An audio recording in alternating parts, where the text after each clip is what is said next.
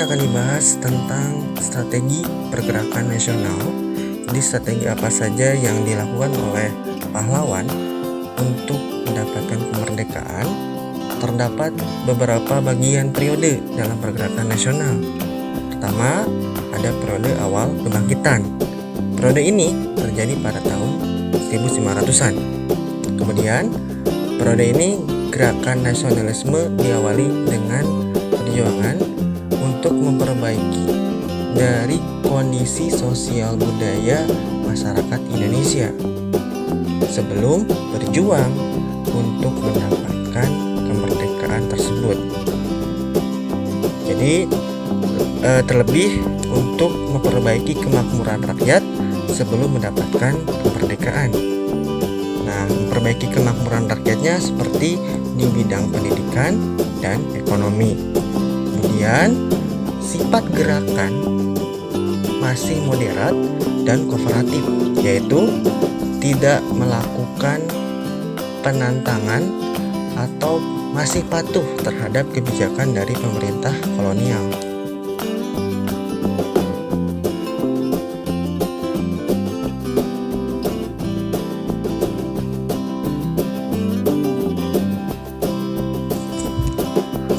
Organisasi pada periode awal kebangkitan. Pertama ada organisasi Budi Utomo.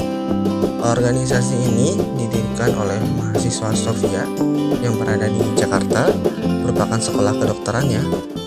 Itu pendiriannya itu lewat saran dari Dr. Wahidin Sudirohusodo, yang memiliki tujuan berdirinya organisasi ini adalah untuk memberikan pendidikan pada pribumi, supaya pribumi ini mendapatkan pendidikan secara keseluruhan.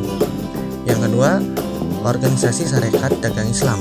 Organisasi ini adalah organisasi agama yang pertama yang didirikan oleh Haji Samanhudi untuk membantu persaingan dagang antara pedagang Islam dan asing di wilayah Surakarta. Organisasi ini awal dari berdirinya Sarekat Islam.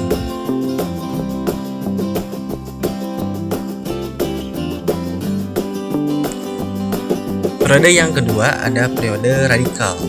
Periode ini terjadi pada tahun 1910 sampai dengan 1920. Selanjutnya, sifat gerakannya itu bersifat non-kooperatif kepada pemerintah kolonial Belanda, yaitu sifatnya melawan dan tidak patuh kepada pemerintah kolonial.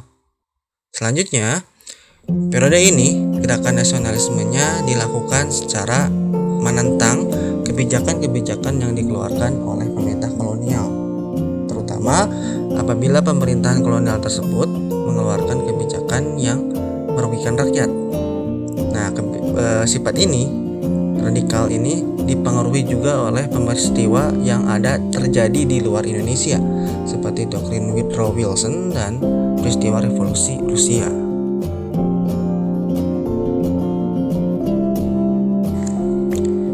Organisasi yang termasuk pada periode radikal itu pertama ada organisasi SDV. Organisasi ini didirikan oleh orang Belanda, Snevely namanya, yang berkembang. Kemudian organisasi SDV ini menjadi organisasi Partai Komunis Indonesia yang dikembangkan oleh orang Indonesia, yaitu Semaun. Nah, organisasi ini melakukan tindakan berupa pemogokan buruh kepada pemerintah kolonial Belanda. Yang kedua, ada organisasi PNI.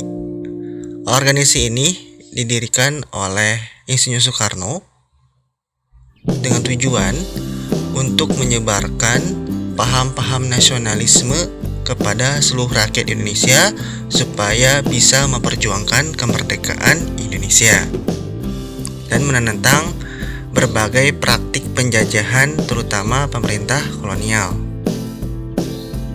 Makanya banyak tokoh-tokoh PNI pada waktu itu yang ditangkap oleh pemerintah kolonial. Periode berikutnya ada periode moderat. Periode ini terjadi pada tahun 1930.